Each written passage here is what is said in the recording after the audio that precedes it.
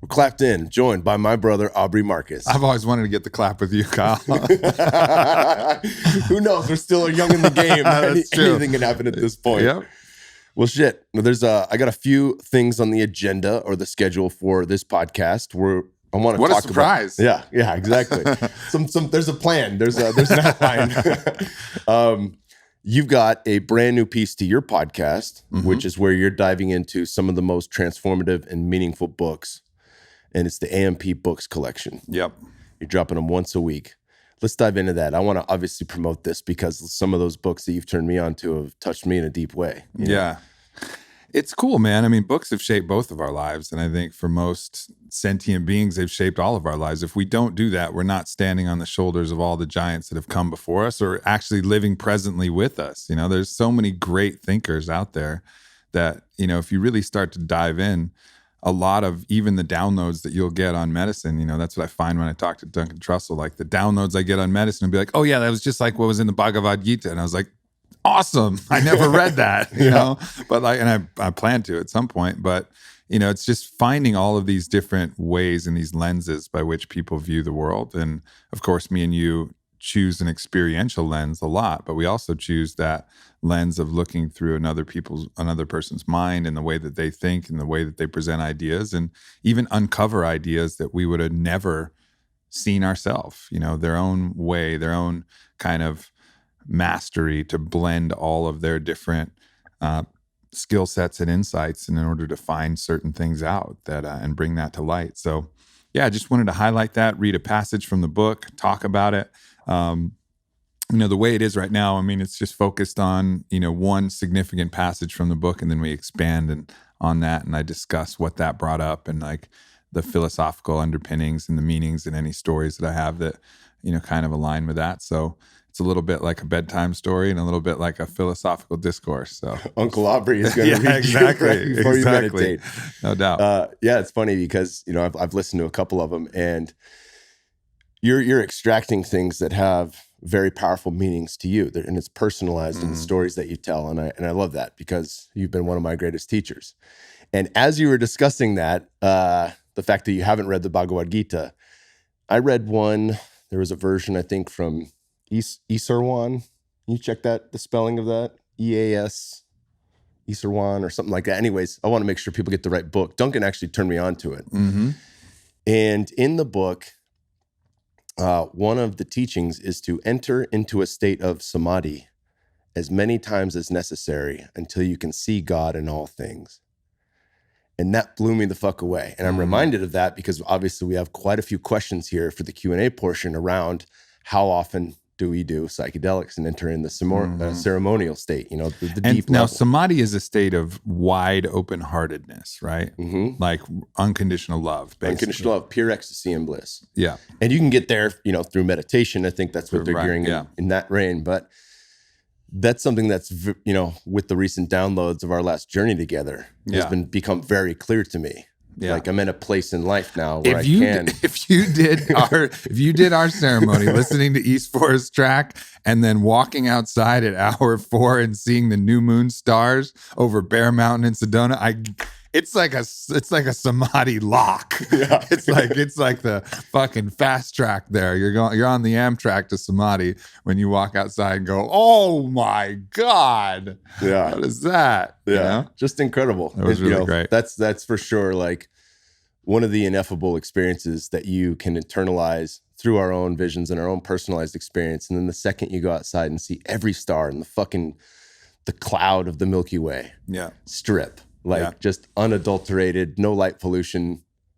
There's nothing like that on the medicine. It's unbelievable. Yeah. Yeah. And it could be, the moon also is unbelievably gorgeous or anything. I think that's the beauty of these, psychedelic medicines is they peel away the lenses. They open up the lenses of perception, like Aldous Huxley said, right? Like just opening the Venetian blinds to what we're able to see. And when we actually are able to see anything, it's so fucking beautiful. We can hardly contain the ecstasy and looking at it. That could be a tree, that could be stars, that could be a beach, that could be a person. When we're actually able to see and we're not blinded by our own mind and our ego's desire to separate, we're like, oh, I fucking see it. I see it now. And it's so beautiful. Yeah, you see it in its entirety. Yeah, Right? exactly. I think it's A New Earth with Eckhart Tolle, where he says, to witness beauty is to see God in the thing that you're looking at. That's how we recognize beauty. And you can use any other term for that you want. Yep. Just that's when you recognize beauty, you're touching into the deepest layers of self, which is the all, which is the one. I love that quote from Ram Dass where he says, the soul loves everything, not every being, but everything. And I was like, I spent some time meditating on that. And that's really interesting because that means like you love the light socket on your wall, you love your trash can, you love the different, you know, the light posts as you're driving by, the street signs that are bent and tagged. You know, it's like easy to love. Oh, we're talking about stars and trees and water and beautiful people. Yeah, all right. Yeah, got it. You could love those, you know, even loving the challenging people, but loving the banal, insignificant things, the unsharpened pencil. Like the soul loves that too. You know what I mean? Like that's that interesting state of samadhi where you like recognize the beauty in all things, you know, the divine in all things, even those things that you're like would typically judge as like unsharpened pencil, like useless piece of wood, you know? So yeah, that's it's a challenging state for us to get in, but when we can, it's heaven. That's the kingdom, as like Ted or Paul Selig would say. Fuck yeah.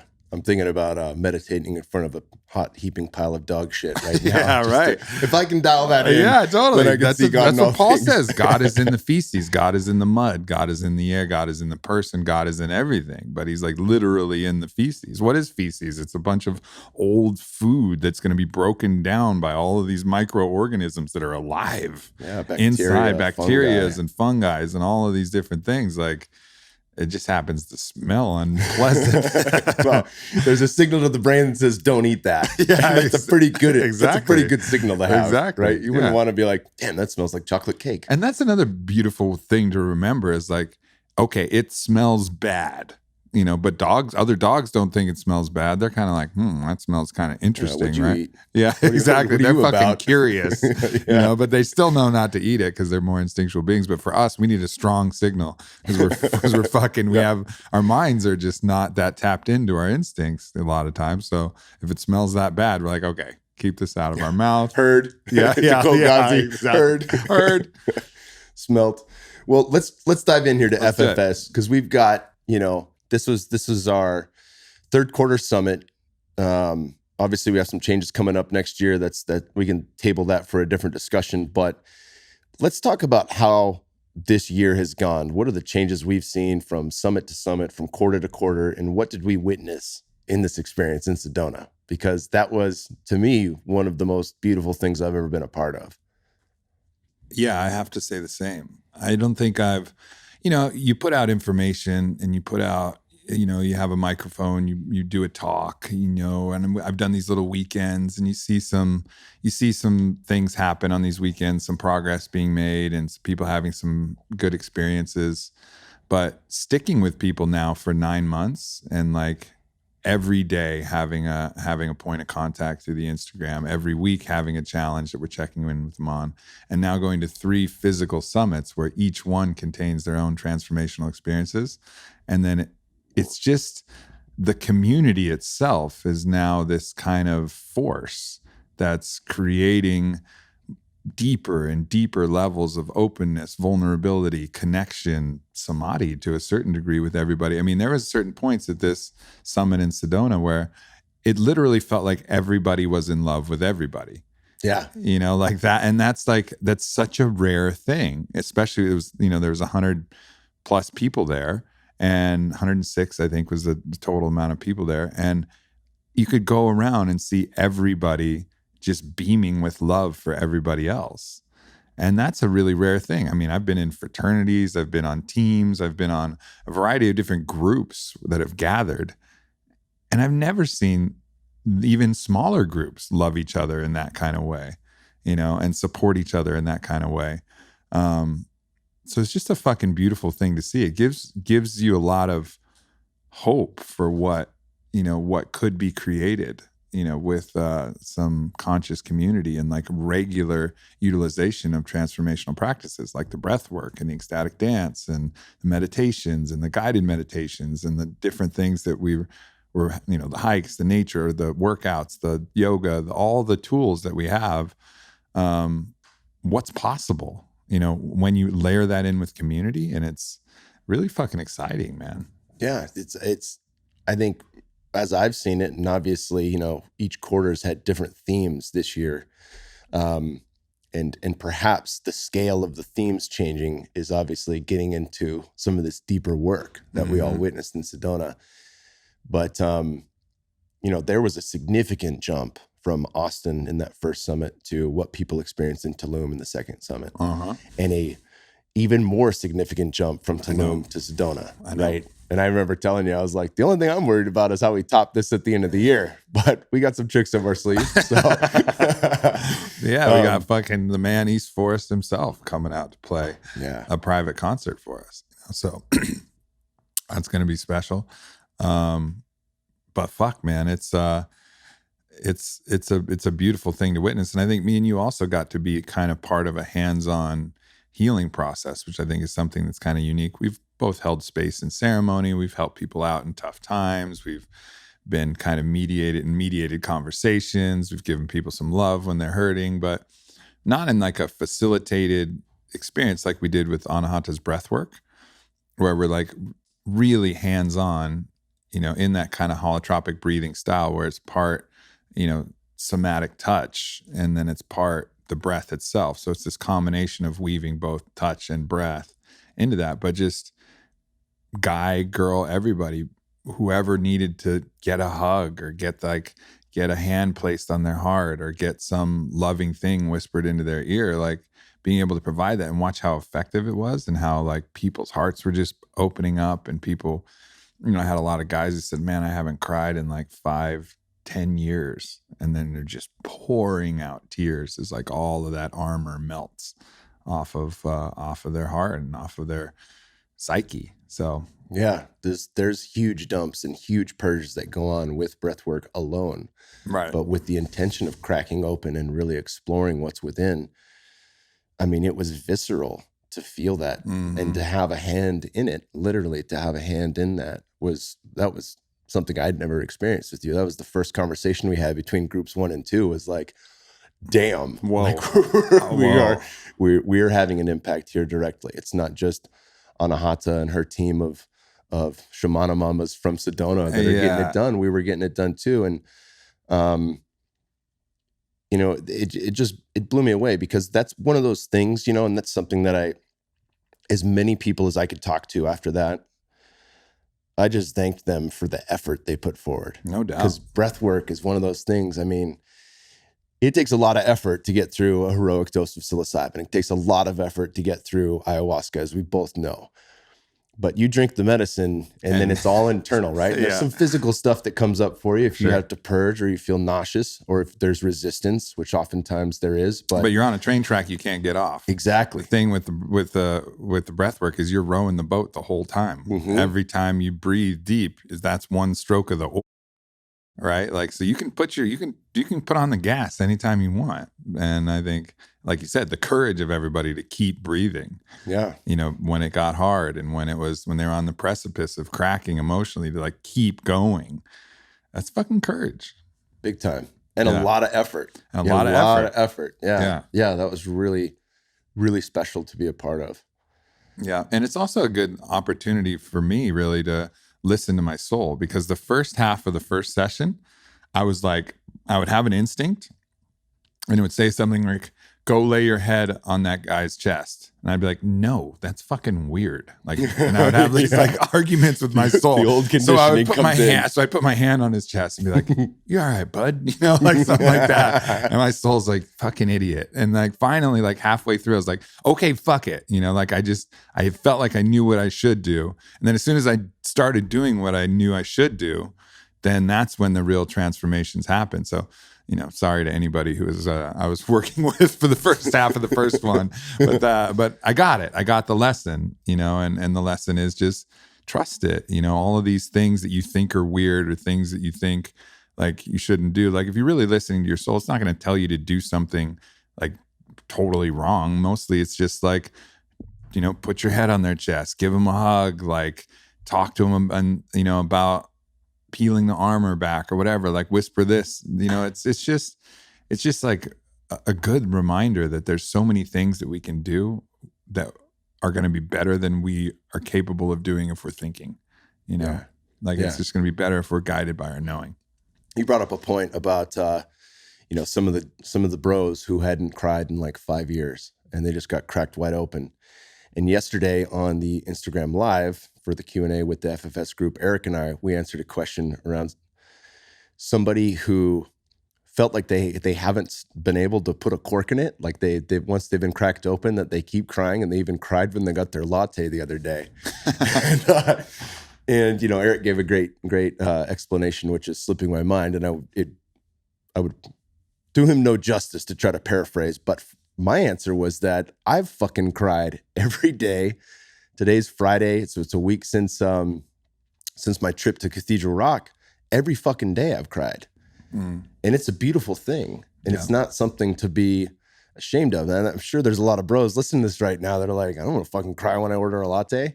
And that's fine. But I think that's such a critical piece of what it means to be human. Yeah. To have that balance, to be able to release that. And there's more to fucking release. You know, nobody's cured in one ceremony, right? So when that door gets opened, do your best to not shut it. Yeah, because it's those feelings are they're so beautiful. You know, like people think crying equals bad. No, like it's beautiful. And like whether you're receiving those genuine tears, not like the self-indulgent pity tears. That's not what we're talking about, but like genuine, like emotion expressing that way, which is, in my mind, it's really like the heart opening, the mind opening. Like I think one of the reasons why I cry is when something's more beautiful than I expected it to be, or it's a reminder that, wow, this thing in front of me, let's say it's a person, you know, I started crying a lot more around the people that I love, you know, more frequently, because this person that I've taken for granted,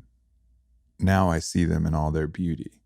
And like the tears are like wiping away the pain of like not seeing them in that same way. So like maybe you've ordered 2,000 lattes before, right? And you get that one and it's so good. And you're like, wow, I didn't even think for once to appreciate this fucking latte. Like it's so good and I'm so lucky to have it, you know? And then it's like that changes and recalibrates everything that you thought about before. Yeah. You know, because it's like you see it for the first time and then it's more beautiful than you thought. And you have the sadness of the not seeing it, you know, which is also beautiful in your way to like reconcile this new perception that you have with a history of old perceptions that weren't quite accurate or adequate or up to what the truth is, which is, man, there's God in that latte, there's God in that cheeseburger, there's God in that girl, there's God in that guy, there's God in that tree, there's God in those stars, there's God in those clouds, there's God in that water, there's God in everything. And when you see it, it's like, fuck, I never saw that like that. Yeah. Well, let's jump right in. Let's jump right into the Q&A. We've got some questions from the FFS crew, and we've got a lot from other people. Our boy is up first, Mr. Michael Trainer, who's been on both of our shows. Cool. Phenomenal human. He says, what is your greatest asset in maintaining your mindset and motivation? Well, my greatest asset in maintaining my mindset and motivation, I think it's a knowing of what I'm here to do. You know, I think I know what I'm here to do, and it's almost like an ethos. Like I know that I'm going to keep doing it.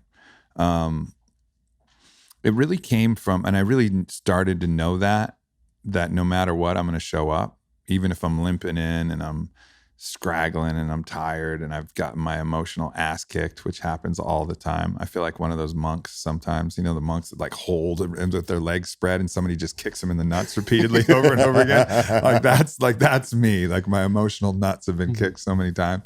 But nonetheless, throughout this whole process, I've shown up for all the podcasts, for all the book writing, for all the editing, for all the other people that I met, for all the people that I could support. And that's just an ethos thing. And it's because I know that that's what I'm here to do. And it's an unwavering understanding of that.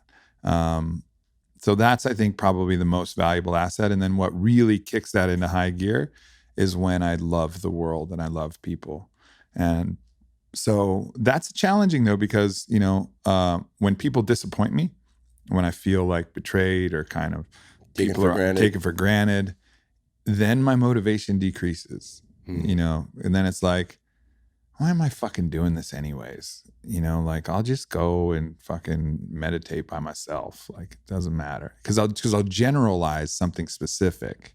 You know what I mean? I think we do that a lot. Like one person betrays you and you go, people are fucked. It's like, no, wrong. Yeah.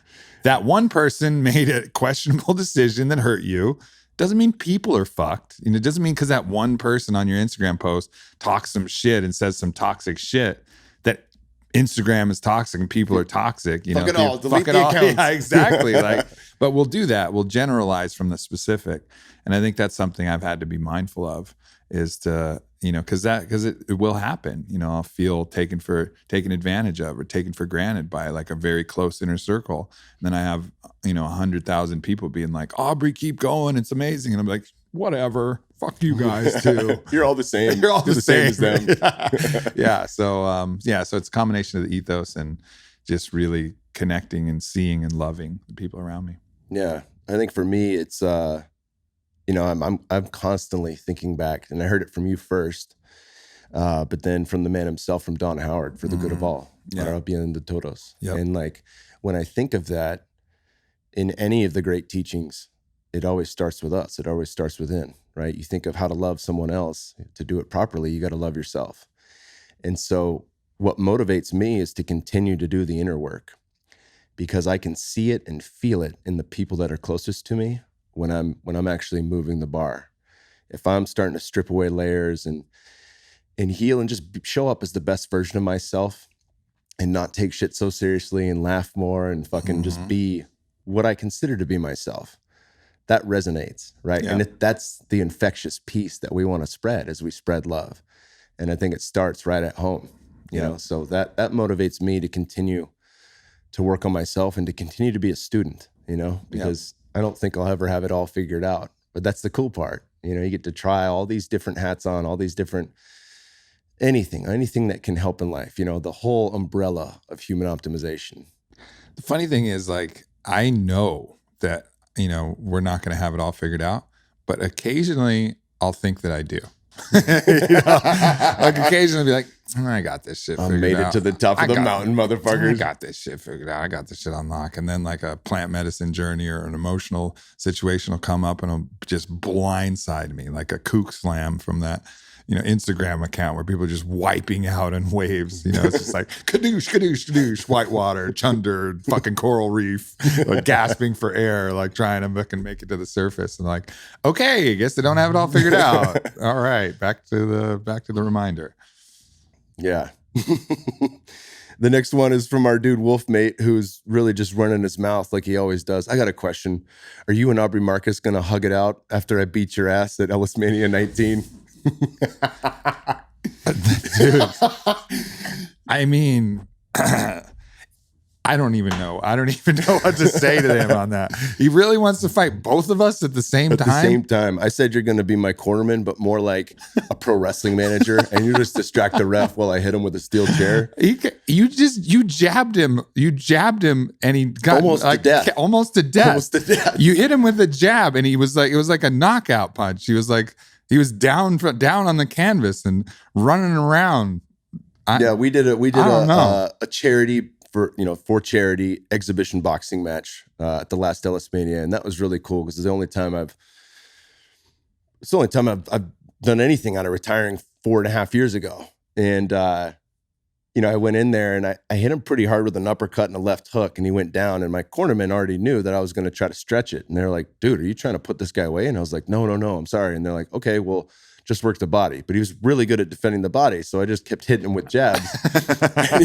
3 jabs put him on his ass. Yeah, exactly. But he wants more, and I'm going to give him what he wants. Well, he likes getting pounded. Yep. We love you, Ellis. We love you, my man. You're the best. And I can't wait to see you here in Austin. Y'all be able to check that out. We'll link to that in the show notes for people who want to attend Ellis Mania 19 here in Austin. All right, this is a good one. We're going to start getting into this. I prefaced it that if people asked us about our sex lives, they did it gently and kindly.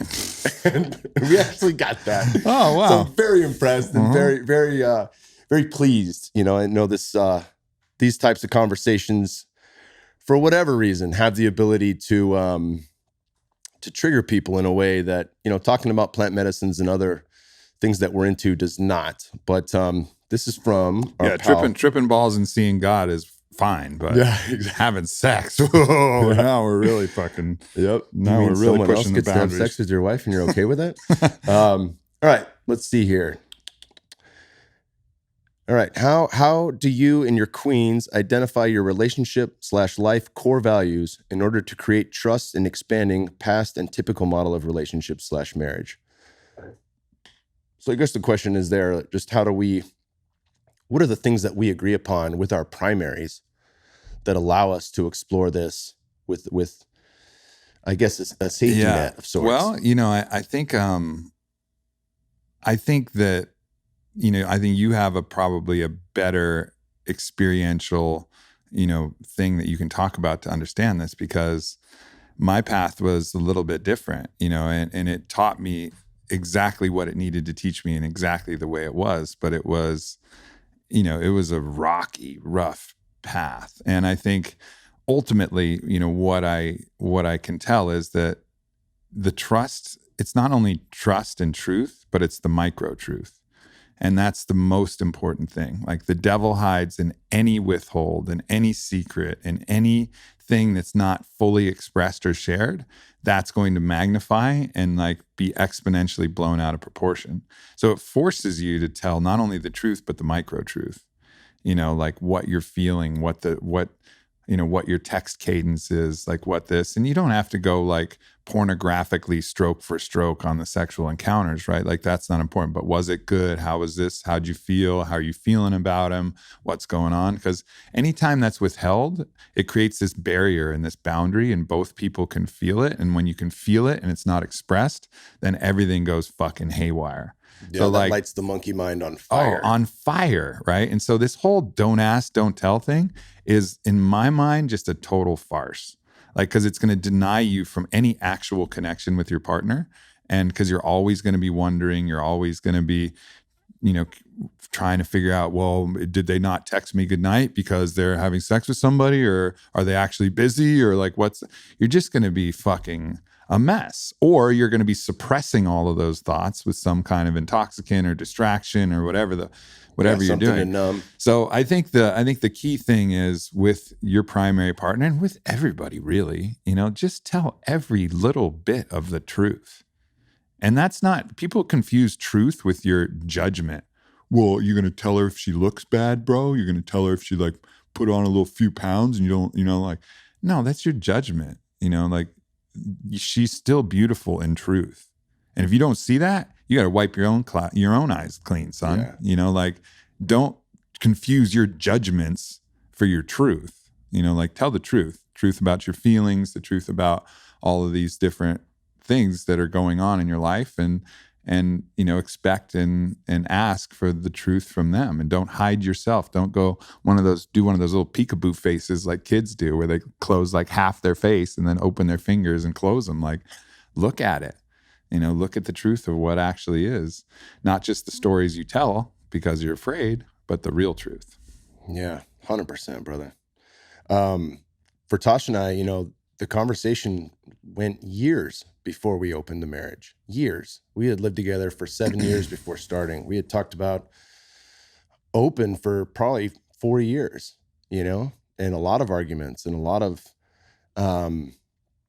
situations that put stress on us that ultimately made us better, because those are your options, right? You can surrender, or you can continue to butt heads. You can look for a new way, or you can continue to go through the old patterns and expect the same results. And I think one of the most beautiful things is the fact that we've both wanted to grow together from the jump. And I've seen that in her, and she's seen that in me through our work with the plant medicines, through her doing yoga teacher training, through any of these things that help us embody a bit more of the secret sauce of life, you know, that allows us to process and show up as the best version of ourselves. All those practices are critical. But I think one of the main pieces that we've been really forced to work on through opening our marriage is communication. Yeah. You know, like there's no fucking doubt about it. And this applies to everyone listening. It doesn't matter if you're monogamous, serial monogamous, open, swinger, whatever. It all comes down to communication. And, you know, to what you're talking about, there is no don't ask, don't tell. You cannot sever the cord of communication because that's what draws you together in the first place. Nope. And the better that is, the closer that is, the more honest and open that is, the easier it is to sort through the shit and come to a place of understanding one another. Yep. And that's the key to all relationships. That's one of the reasons fucking you're my best friend, because I can tell you anything and you can tell me anything. And even when we've had some hard conversations, you know, like there's a receptivity there on both sides. And that's what makes it easy to navigate and to use the Toltec wisdom, to use all these other great teachers and the books that we've read to say, oh, okay, I can take some ownership of that. And then at the same time, I can recognize this is how you feel. And then I can see what is the need going forward. Right. And that happens all the time in a relationship. But I think in the fires of open, it's far more than a requirement. You know, it is beyond requirement. And I think that if there is a key piece as I look outward into bringing other people into the mix, and what we were looking for in Christian was just that. Are you willing to grow with us? Are you willing to do the challenging shit that gets us there quickly?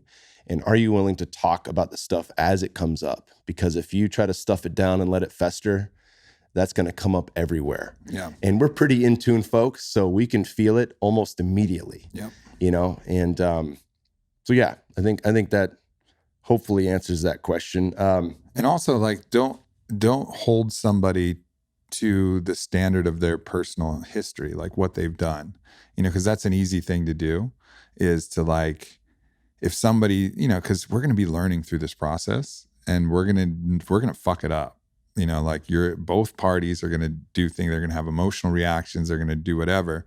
But if you don't open yourself to the possibility that they can do better the next time, you'll kind of be the force of resistance that'll keep them doing the same thing, you know? So, like, forgive and open them to the possibility that they can change. And if they don't ever change, all right, well, then you can have the discretion to change the agreement or change whatever you want to do. But I think it's really important to forgive and allow that, you know, to move on and transcend and say, like, no, look, I'm learning, you know, and like, and trust that process of growth is happening, and see it happening in your head, rather than holding them to, you know, what they did before and preparing for it and bracing for it. And, you know, so if you, like, go out and see your other lover and you come home and the first few times you did that was a huge emotional reaction, you come up and you're all kind of closed off and ready, like, where's it coming? Here it comes. Where's it coming? You know, and when your partner really just wants a big hug and a kiss and you to be open-hearted, well, that closed off, where's it coming? I know it's coming. I know you got something fucking shitty to say to me, you know, like, that's probably going to get what you're afraid of. Yeah. You know, it's going to call that forward even more. So, like, just trying to release the past and understand that in this journey of growth, the person you're with is not the same person that they once were. Yeah. And that reminds me too of a time where when Tosh first started dating Christian, how clingy I got. And the clinginess, the don't leave me, I'm afraid of you leaving me. And if he's better than me, right? That clinginess is the very thing that drives someone away because it's repulsive. Yeah. Right? So, like, we oftentimes will resort to the very thing that causes the reaction we don't want to see. Yeah. Right? Yeah. I've made fucking James Dean out of Jim Beam like a million times, you know, like fucking somebody who's just would have casually passed through like a dick in the wind. But because I was, like, insecure and threatened by it, all of a sudden, like, wow, Aubrey's insecure and threatened by this guy. He must be fucking rad. And it's like, not really. It was just me being insecure, you know, and that signaled, well, he must be great, you know, and so we'll create the realities that, you know, we don't want to create unless we actually go deep and work on our own shit. Yeah. Constant self-work, constant communication. All right, let's see here. Oh, this is a nice one. I'd love to get sandwiched between you, Natasha Kingsbury, and Aubrey Marcus. How can I make this happen? Is it a guy or a girl? It's a girl. She ain't bad. All right, next question. Double stuff Oreo? It's like two pieces of cream. Is that how it goes? It is a healthy barrier between us, so it'll prevent us. That's true. Yeah, you get a lot of questions on bisexuality lately. For sure. I figure if there's, hey, dude, there was 2 girls in between us. I mean, we were thrusting hard, but there was, if there's only one, it's a thinner membrane. That's true. It's a thinner membrane. It's definitely questionable. All right. Yes, kind and gentle. My thoughts are how you gents address an imbalance of power and its effect on your significant others coming to terms with a polyamory relationship. So an imbalance of power. I know you have a ton of examples of this, but I'll just jump in right now. There is an imbalance of well, I guess the question I think would need a little bit further investigation. Imbalance of power can happen in any relationship. It happens in monogamy all the time, right? And the concept of power is really just what those beliefs are around it, right? Like if I'm a man and I make all the money, so then I decide where all the money goes, that's an imbalance of power, but it's agreed upon by both people when that's circumstance, right? Otherwise, you don't end up marrying that guy. Yeah. Because that imbalance is witnessed early on, and that's not something the woman is down with, or the man, if it's a gay couple, right? So I think those imbalances of power really come down to, do you see each other and recognize each other as equals? And that's the only time they show up. There is an imbalance of power per se in polyamory's terms at times if one person has a partner and the other one doesn't. But it's only if you've witnessed it as that, right? So Tasha's had a boyfriend for 10 months and I have not had a girlfriend for almost a year, right? That's an imbalance of relationship power if I choose to look at it that way.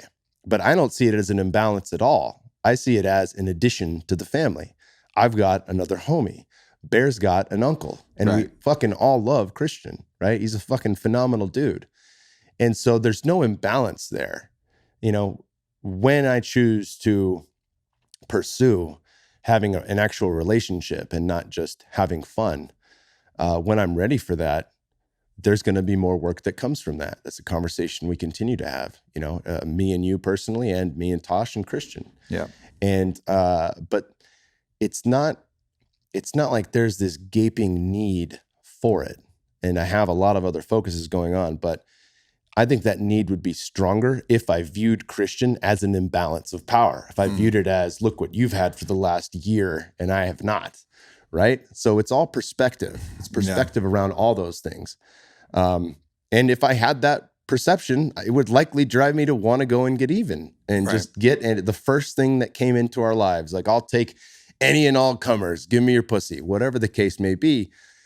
But that's not my thought around that. And if I can be patient, I can attract the thing that I'm actually looking for rather than rushing into a situation that may not be the best fit for the tribe that we're trying to create. Mm-hmm.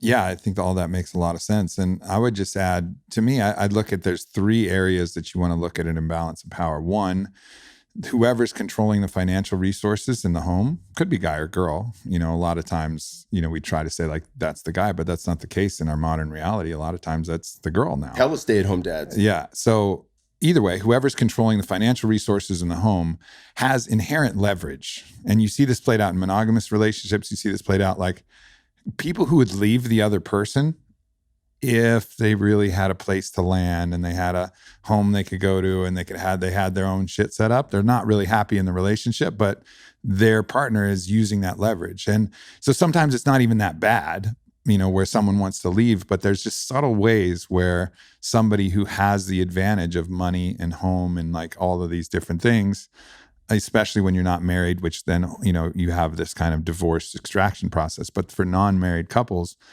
you have to be mindful, if you're the person that has that leverage, to always give that leverage up. So throughout the entire relationship with Whitney, I always made it clear, like, no matter what, you could decide to leave me in the most heinous way. Like, I'm going to take care of you on your landing. Wherever you go, you're free.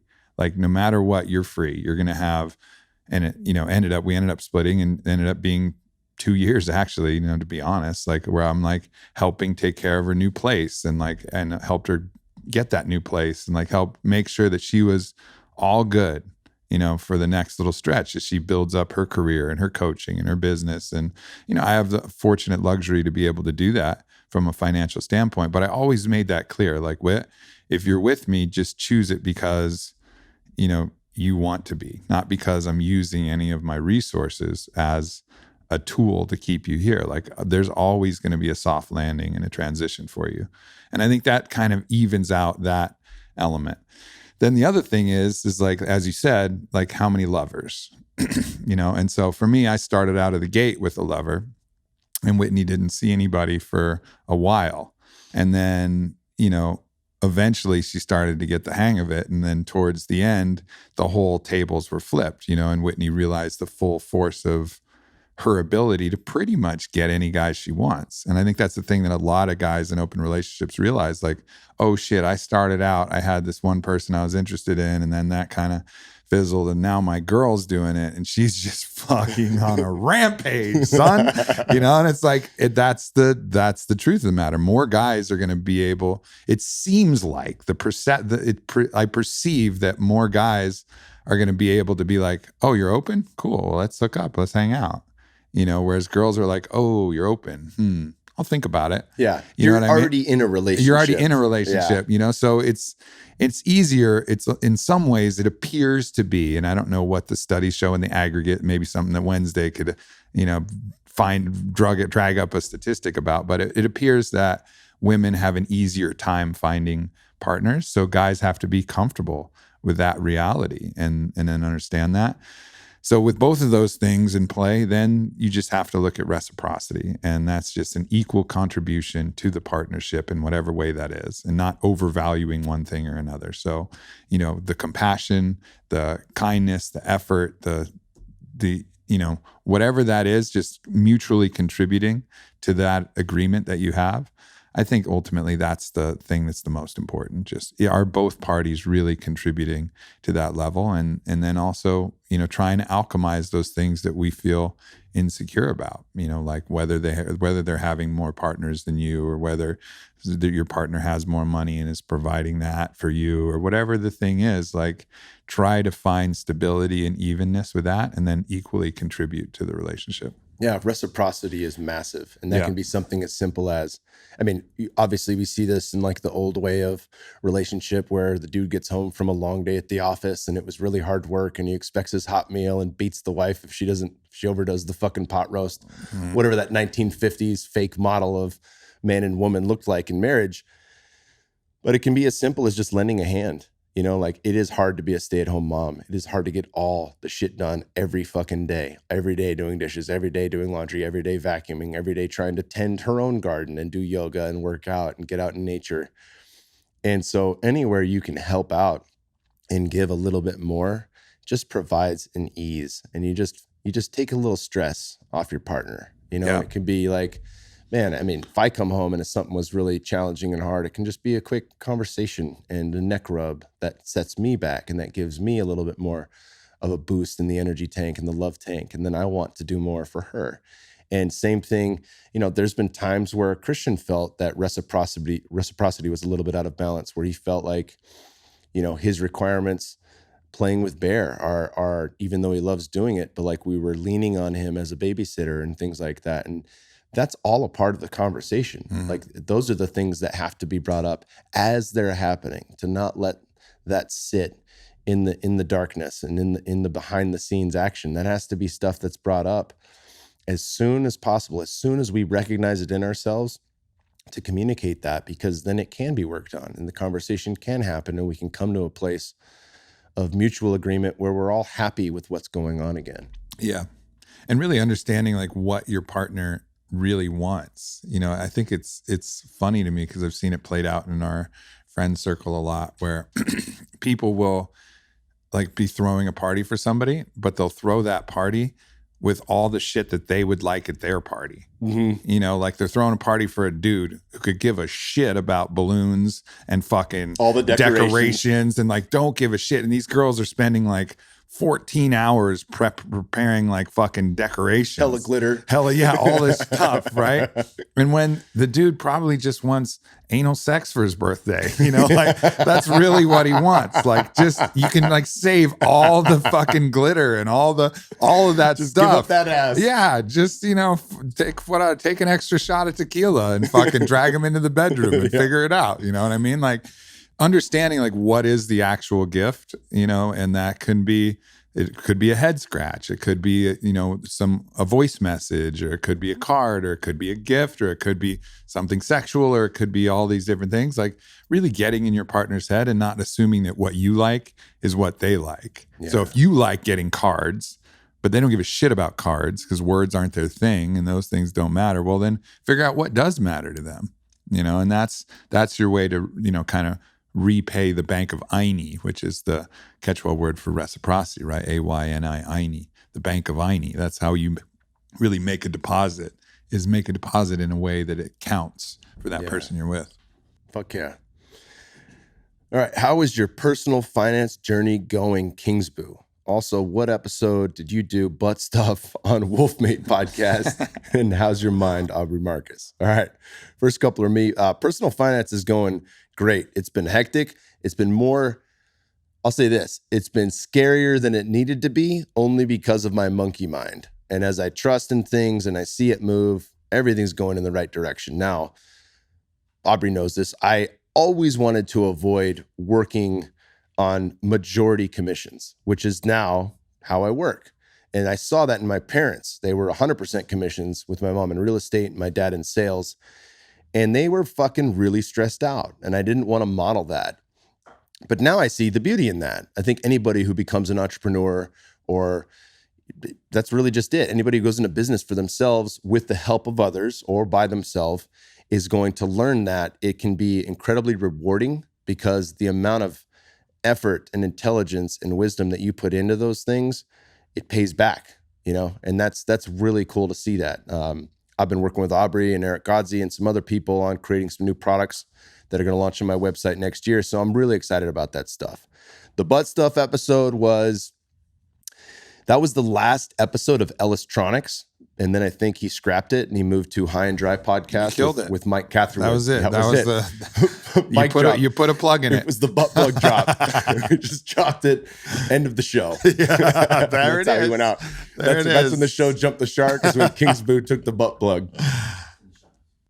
Okay, we linked to it in the show notes if you want to listen to it. It's actually a funny episode.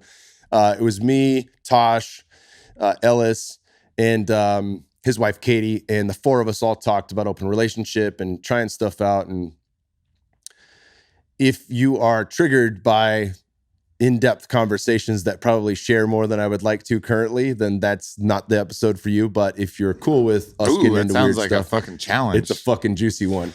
I get butt plugged on the episode, so there you go. But Aubrey, how's your mind? How is my mind? Better than ever, you know, I have to say. I'm on to myself. And it doesn't mean that I've solved all of the things that I do, all the ways that I tell stories to support and rationalize and add scaffolding to my fears, even though it's complete hocus pocus, right? Like, but I'm on to myself. I'm on to the core root of my emotions that are unpleasant. I'm on to, you know, surrendering to the truth of who I am now, rather than trying to hold myself to the standard of what I think I should be or who I think I should be. So in a lot of ways, my mind is the best it's ever been. You know, I've been pretty tortured as I've gone through this process of, you know, with the open relationship and with everything that's happened, and even with the transition and, you know, some lingering elements, even post-transition with Whitney and a lot of the things that have been going on. But I'm like able to really read things in a much quicker way, and something that would have taken me out for a week takes me out for an hour, and I go stack rocks in my, you know, rock garden, and I come out of that and I'm like, all right, you know, like I know where this is coming from. I've tracked it all the way back down. So that's really, really helpful. It's really helpful to not be deluded and to know like, okay, here's the story that I'm telling. Is that story true? And I'm just constantly asking myself that, because my mind will spin stories like, oh, this is it. And then they'll keep spinning out of control. But I'll like, okay, that's a story. Now, is that story true? And then when I really ask that, I'll usually get to the root of it. And it's like, okay, well, where's the feeling that caused and compelled that story to be created? Where's that feeling coming from? And as I get to know myself better and get to have more faith in myself, more love for myself, then there's less fertile ground for those negative feelings to fuel those wild stories. So, yeah, I mean, I think I usually vacillate between, at least a day or two of depression every couple weeks. And I'm on a hell of a streak where I haven't felt one of those in a long time, maybe 2 months, maybe. I think the last time was when I was in California, and that was at least like 2-3 months ago. So it's like, definitely I'm in the best place I've ever been. And it's good. There's still some things I'm trying to figure out about what to do, like, cause how to be and what to do are different things. So that's been what I'm trying to find the blend of, is like, how do I be who I know that I am, and then do all the things that I know I need to do. Because again, like I was talking earlier about the breath work, like you can trust your knowing when you're in a healing space, and like you have clear messages about a very limited subset of options. It's either like, don't go over to this person, do go over to that person, hug them, don't hug them, say something, don't say, like, it's almost like a small subset of things. But when you're playing on this multi-planar chessboard, like with Onnit, or like with, all of the relationships and the strategies and book writing and things like that, there's just a lot of computing that has to go on. And that's always still a puzzle, but that's a puzzle that I'm kind of used to. And it's just now about reconciling that with the state of being that I want to be in, without like using that stress button to be the motivating factor.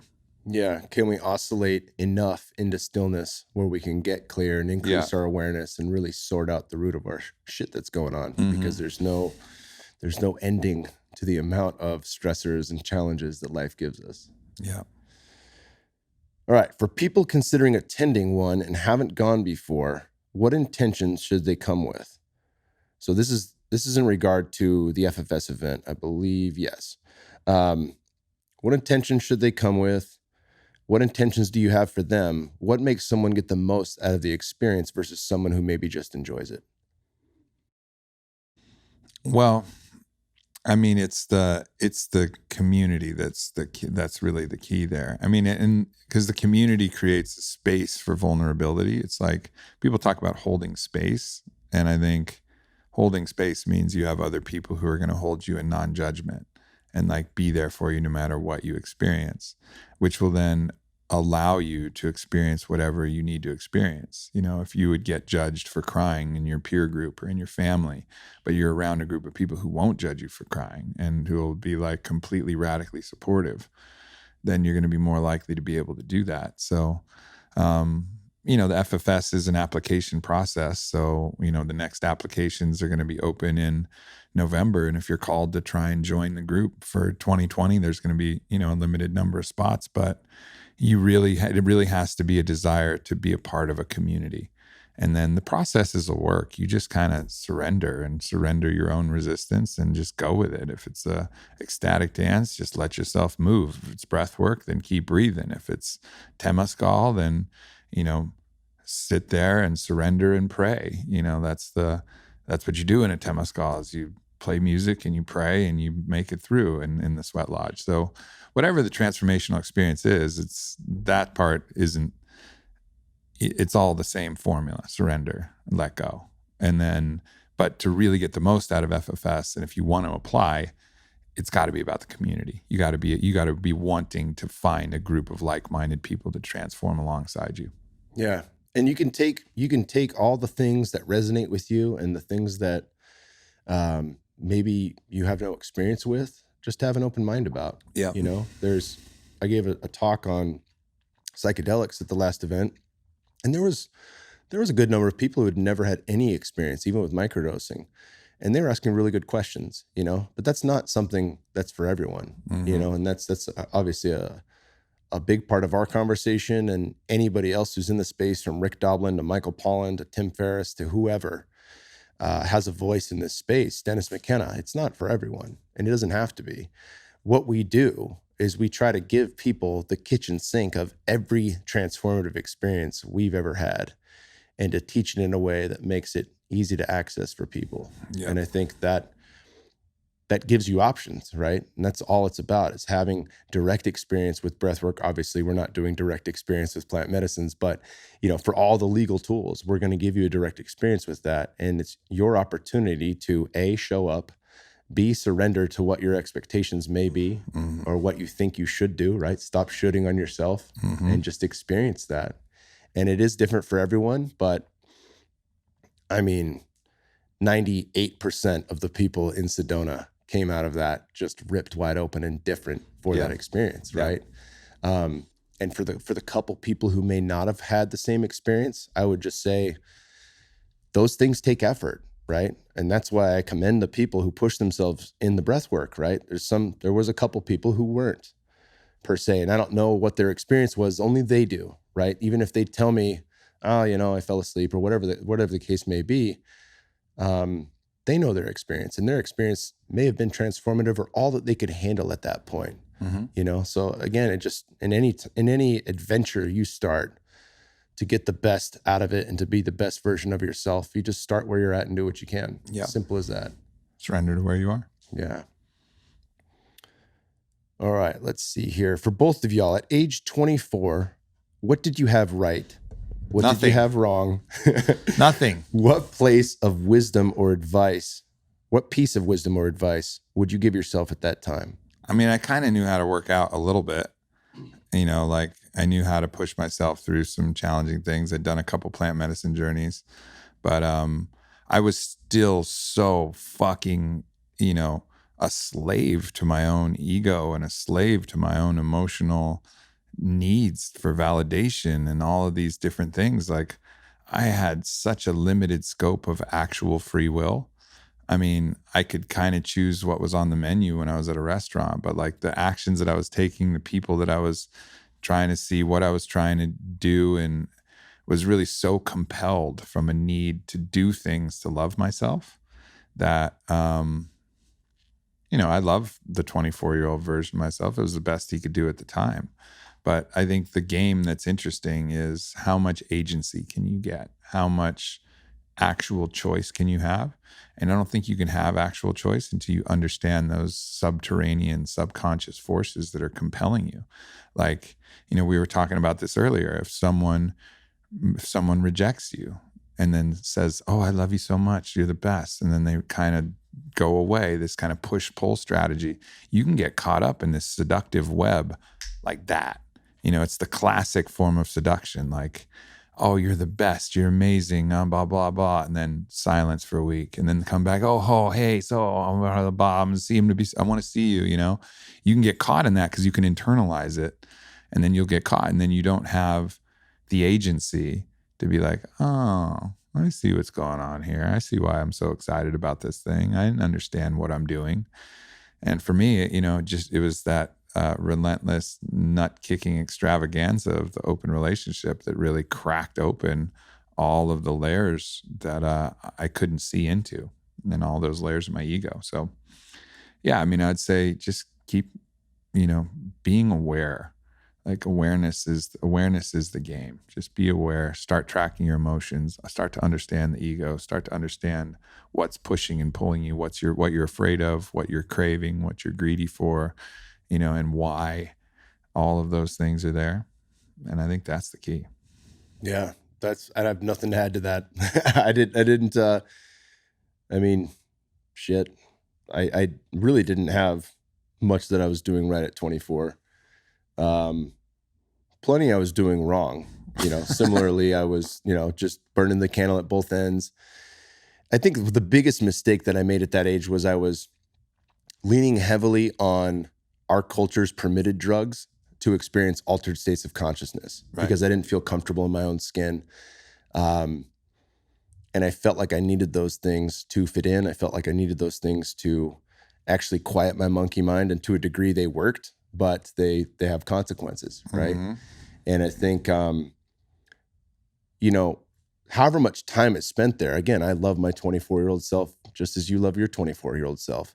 All the time that was spent in a life that didn't necessarily feel right. It felt like there was more, but I couldn't grasp it. I couldn't understand it. My awareness was so limited at that stage of the game. Now that I've had these practices that have opened me up and started to expand and shorten and narrow that blind spot to where I really can sort what's going on inside, I have gratitude for the contrast. I have gratitude for all the years spent in dismay, all the years spent without hope, all the years spent with confusion. And it's easier for me in hindsight to appreciate all that, right? Michael Pollan, in his book, How to Change Your Mind, he talked about having gratitude for having waited as long as he did until his first psychedelic experience.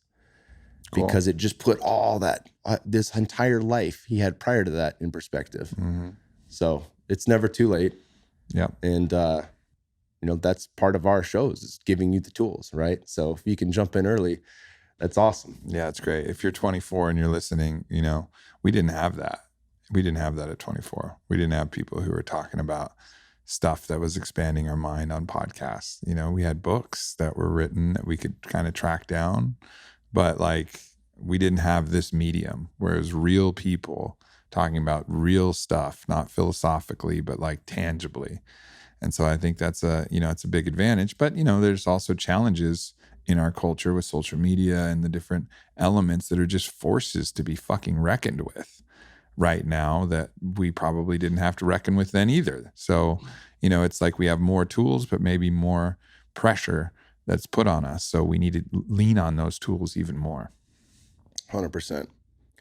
How do you anticipate your views on relationships evolving as you move on to later stages in life? Will you be Grandpa Polly? I think something akin to poly is much more common in elderly communities than most people realize. Old folks get down. Yeah. So for me, it's been an interesting thing. I knew that, I didn't have the substrate of, emotional and mental and spiritual sovereignty to be in a monogamous relationship because one, I couldn't lie I couldn't cheat. I was never a cheater.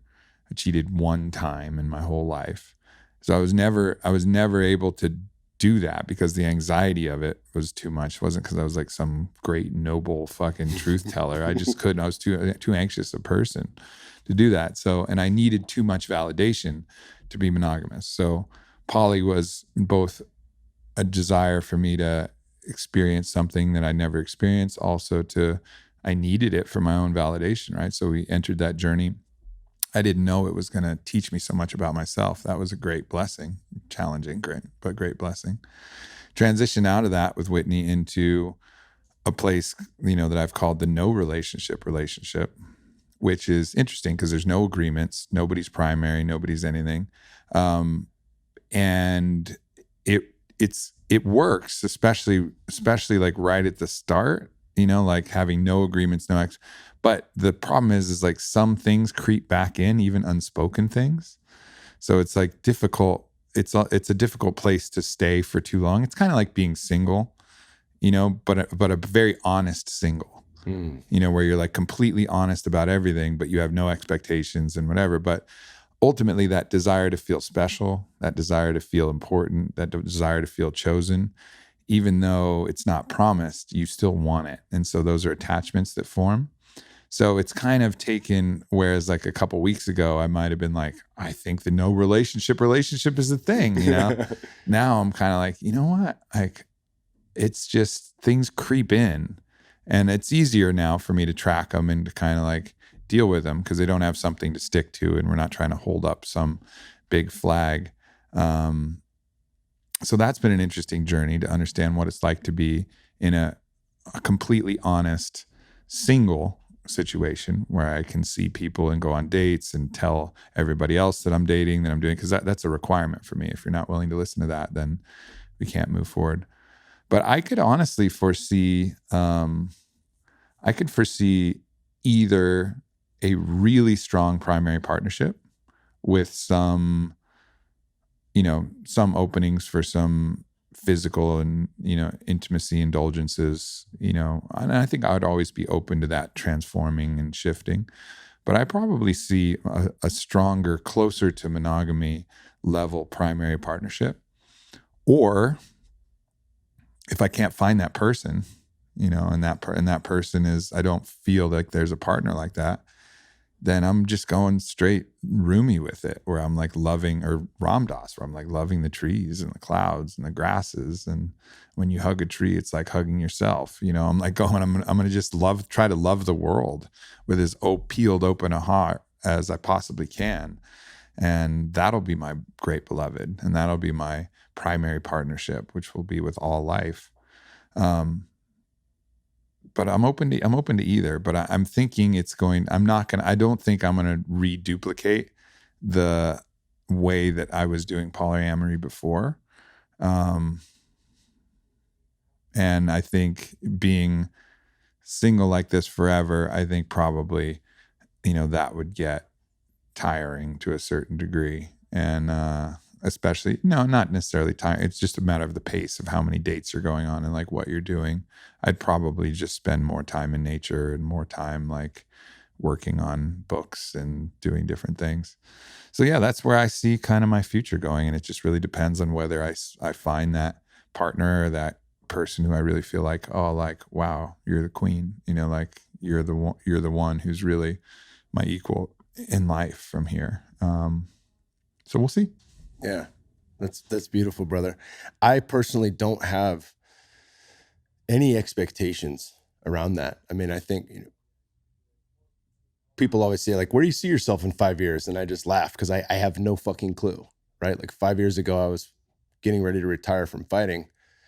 I didn't think I'd be working here, had no intention to podcast or anything like that. Like it was just too far out of reach. And then even in the last 2 years, there's been a lot of changes. Tosh and I have been living together for 8 years. Initially, if somebody said, hey, 8 years from now, you're going to be married with a kid and you're going to be open, that would be so far away from me. I'd be like, how do you even fucking get there? The 7-year relationship I was with before Tosh, we didn't have an open relationship, but we swung towards the end of it for the last year and a half. And that was awesome in its own right too. So I don't know where I'll be, like when I'm an old man, there's no way to know that until you're there.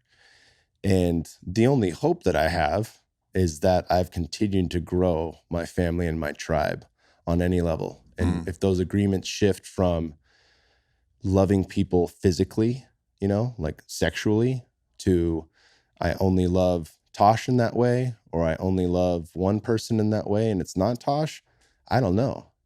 Like I have very high hopes that Tosh and I go all the way to the end. And I believe we can, certainly with what we've been through and how we've grown together and how we continue to work on ourselves and with one another. I don't see any reason why that wouldn't be the case. But I'm not attached to any one way. And that's one of the things that I try to let people know who get a little triggered around this stuff. Like, this is non-prescriptive. Get a little triggered? I was joking around. I was like, this Halloween, instead of saying boo, just say non-monogamy to people. And that'll really scare the fuck out of them. They'll leave your doorstep mad. They'll smash some pumpkins. They'll be terrified. They'll run home, cry. Yeah. Yeah. I mean, and that just goes back to like that idea that if it's non-prescriptive, like just look at it that way. Like when I talk about things that I'm doing, it's because, you and I are in large part open books. We want to talk about things that have helped us transform. And if somebody asks us a question, like I went on a podcast where, the guys mentioned to me like, hey, we really don't want to get into the psychedelic discussion. And I was like, okay, no problem at all. We can keep it weight training and whatever. And then they asked me a question on how I've become the person that I've become today. And it was like, you want me to answer deadlifts, that? Bro. Yeah. You want me to give you fucking 10% of that answer? Yeah. So I think, obviously there are multiple angles to approach that for people who are trying to do this.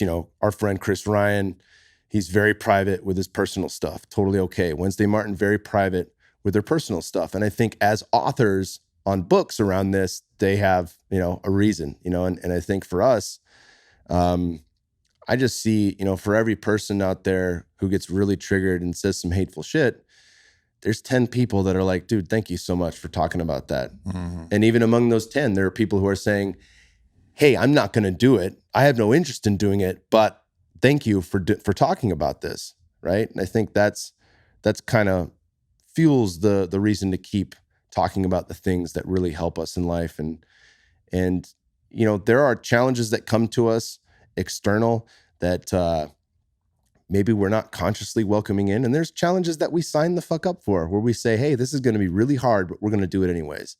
Yeah. And through all those, we find beauty, we find answers, and we find growth. And I think that's just it. So as long as I'm able to continue to refine and continue to find new ways to grow and learn and to be a student my entire life, I don't know what that looks like. I don't know if Polly's a part of that, but I know that it has been so far, and it's been the most challenging and the most awesome thing that I've done so far. No doubt. All right. Is Aubrey ever going to have kids? I think it would be epic to hear you two talking as dads. That's actually one of the things that attracts me to being a father the most, is just to be able to philosophically, experientially speak on that experience and know what it really feels like. I mean, I've caught glimpses of it with my sister Shannon's kids, seeing like a little bit of me in them and being like, oh, like I see a little bit of myself in you, but I'm not around them that much, and I'm not taking the responsibility, and they're not my kids.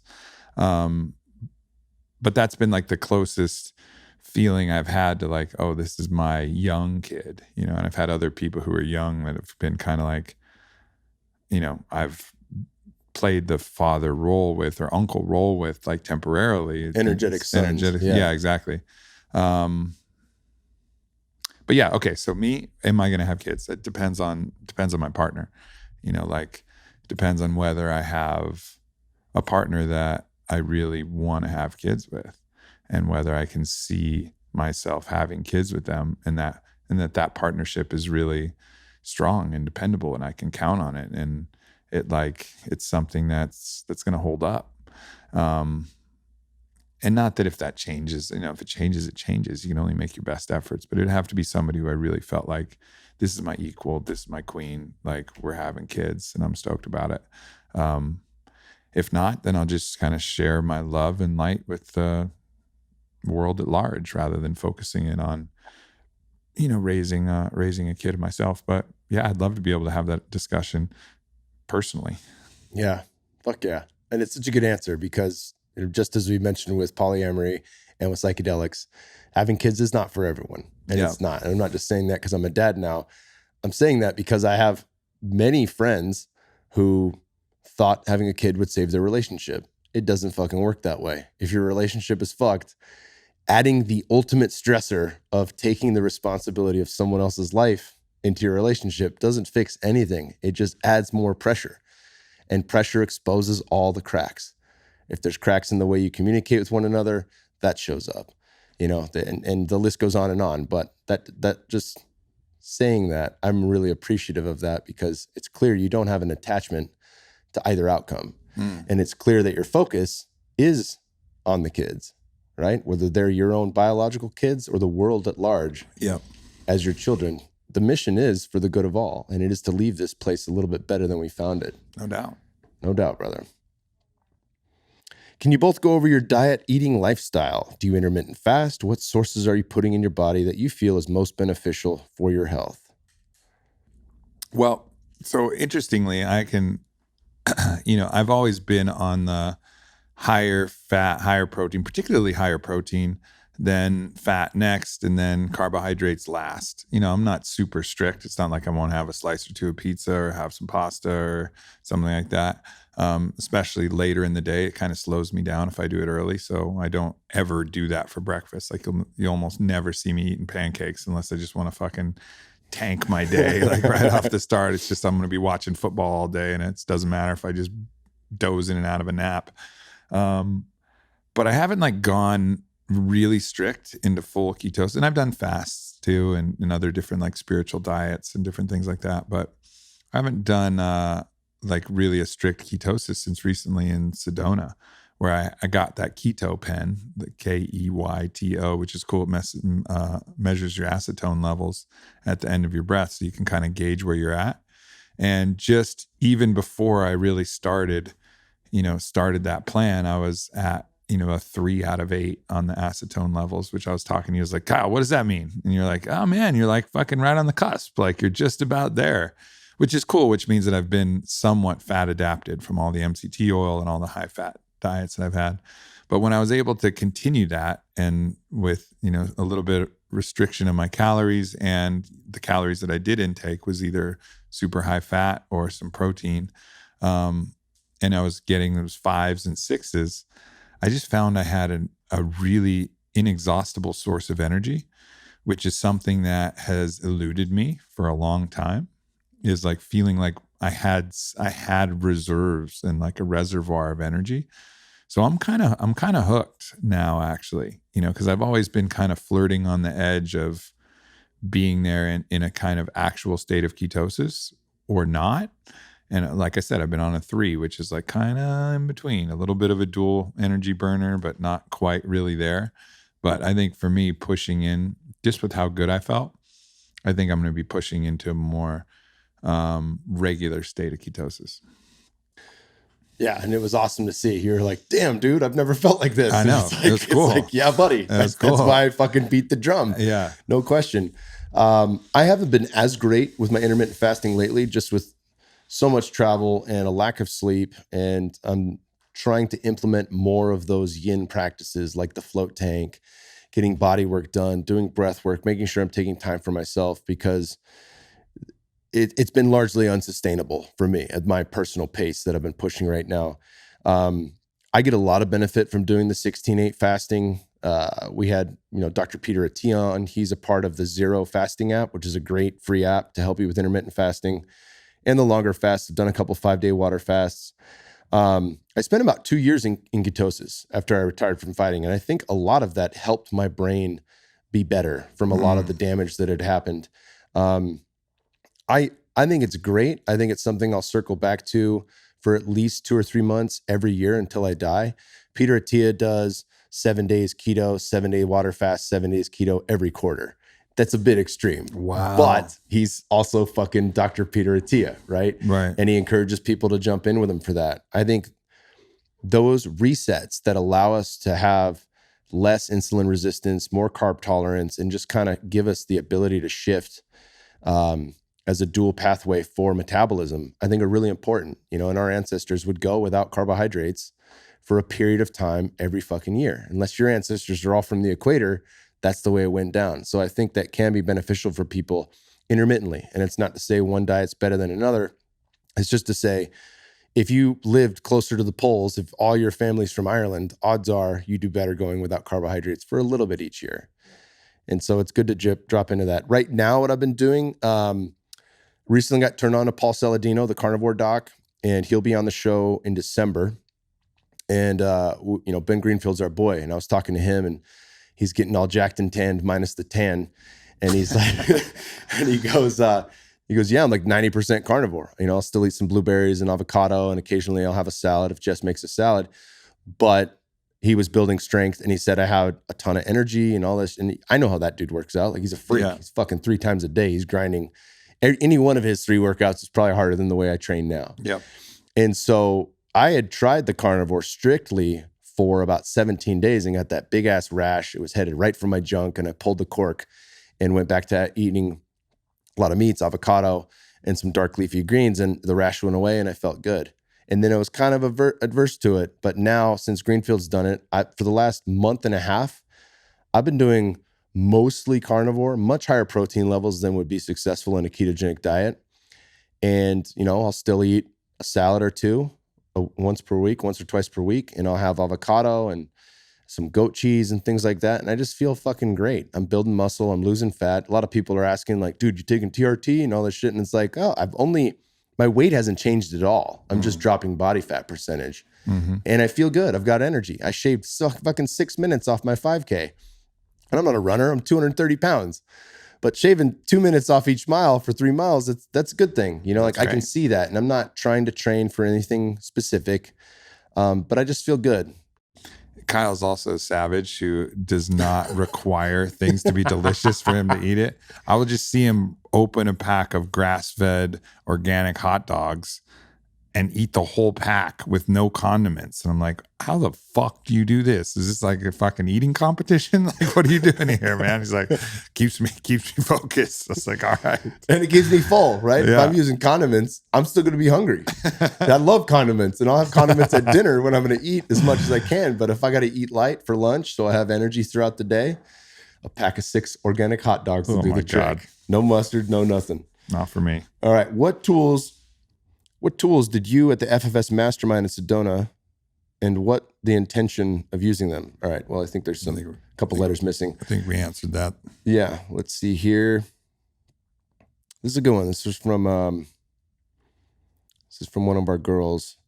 I'm seriously experiencing hug withdrawal. The oxytocin I got from all the deep hugs had me feeling high all weekend. As a single mom with my kids half the time, I often go days without a meaningful touch. I've been fine with it until the summit, when I was reminded how beautiful and nourishing it feels to share that kind of energy and physical contact on a regular basis. Do you have suggestions for things I can do on my own during those stretches of time where I'm more solo?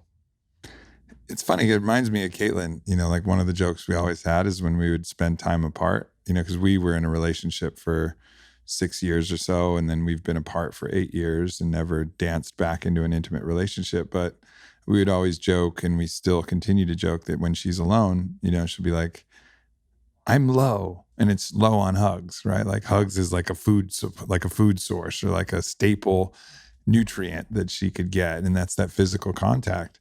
And I think it's a reasonable way to look at it. Like you can get low, and oxytocin is the kind of materialist, reductionist way to define what a hug is. But I think there's a lot more energetically going on than simply the oxytocin, because you can get that in a nasal spray if you really want, you know, and maybe that's not a bad idea, but nonetheless, like, I don't think it's as related to the oxytocin as it is just that human connection and just the heart resonance and the commingling of the energy fields when two people are open and receptive. The problem, I think, is that we have a lack of intimacy among non-sexual partners.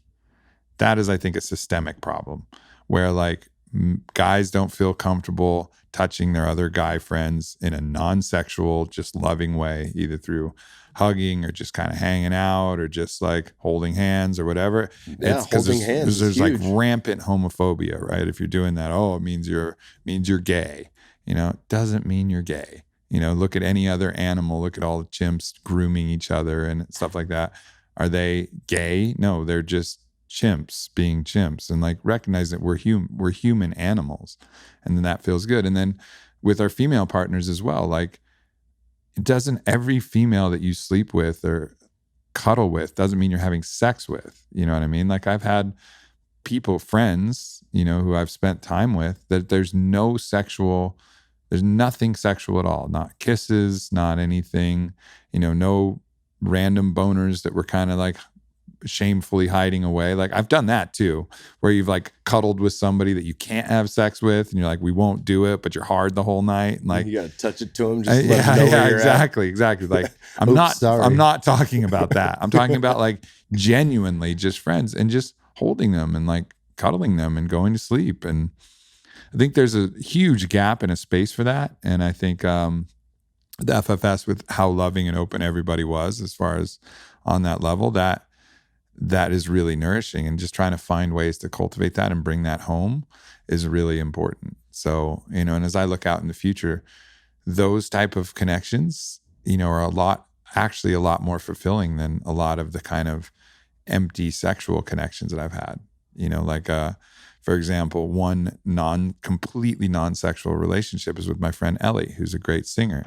And she stayed at the house and would play music, and we'd talk about different stuff, and we'd sleep in the same bed, and we'd hold each other when we go to bed. Absolutely nothing sexual, you know, but very like, we were just like loving friends. And like, I remember that weekend stands out as one of my favorite weekends, you know, just hearing her play the piano and sing in the big room, and just us spending time together was great. You know, and that I look at some of the other, date weekends that I've been on that feel just a little emptier. Yeah, there was touch there, and then there was some sexual pleasure, but it wasn't that kind of heartfelt, soulful connection. So I think like reprioritizing, like what's the way we want to spend our time, and who are the people that we can find a way to do that with. Yeah. Yeah. I mean, you knocked that out of the park. The only thing I would add to it is if you don't have a dog, get a dog. Oh, yeah. Dogs are fucking incredible. There's the same, they can measure it scientifically, that same dump of oxytocin. And of course, as you just addressed, it's much more than that.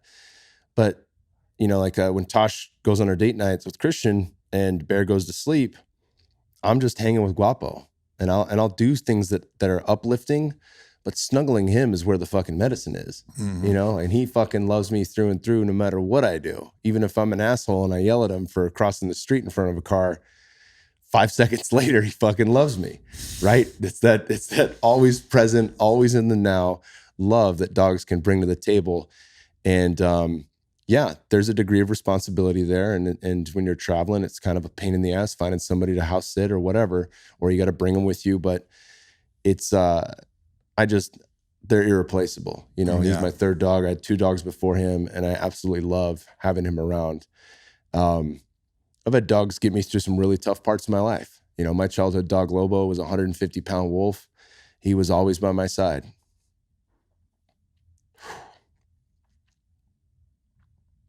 Man, I'm still cracked open from the weekend.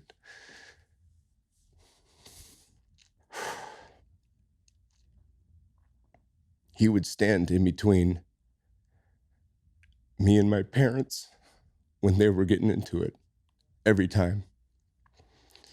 He always had my back. He always loved me, and he was my protector, It's just immeasurable what you can get out of a relationship like that. So dogs, watch some uplifting shit. Fucking Bill Burr's Paper Tiger. I watched that with Tosh and Christian, but I watched the Chappelle comedy special by myself and I laughed my ass off, and you're not, all the noise gets quieted in that situation. Whatever can bring you joy and fill your love meter. That's the shit that you do when you're solo. Yeah. Yeah. It's an interesting discussion on dogs. I remember the first psychedelic journey I had was that vision quest I did out in the mountains, which was with that shaman who gave me a dose of mushrooms and MDMA as my first experience. And, it was the one that really cracked me open. And I've told that story a lot, but I was up all night, and I was staying out in the New Mexico mountains, and the coyotes were just howling and like swirling around. And they had an old dog at the main house. My house, I was in a yurt kind of pretty far into nature. And the old dog always slept in the main house, but the old dog could tell that I was like a little bit vulnerable, and it was kind of stormy, and the wind was blowing and the coyotes were howling, and I'm cracked wide open and I don't feel quite back in my body yet. And that dog stayed outside. His name was Raja. The dog stayed outside the door all night in the cold. It never did, an old dog, but he stayed all night in the cold because it knew that was a sign of comfort for me. I could look over at the dog, and the dog would like look back at me and then just look out and be like, like, I got you. Like, I'm here watching the door. And that was like such a cool experience to have, where, another animal kind of taps into your soul to a certain degree and like understands things that you haven't been able to, you can't communicate with words. And just like Lobo did for you. Yeah. Lobi, the dog that I had with Whitney, was not as supportive. Whitney would go leave to sleep with somebody else, and I'd be in bed just wrecked. And Lobi would be waiting at the door for Whitney because she has such separation anxiety for her mom. I'd be like, Lobi, come here. And Lobi's like, no, I'm waiting for mom too. I'm like, fuck, we're in the same spot, aren't we, Lobi? You won't even come over here and cuddle me. It'd be so much better if we could love each other right now. Exactly. And then Whitney enters the house, and Lobi's all over me, licking my neck, and is like, okay, great. Mom's on. Yeah, I got it. Yeah. All right. I think we only had time for one more here. Let's see. How to choose this. All right. What is the greatest lesson you've learned from your Fit for Service experience? And how could us listeners learn from your shared experiences?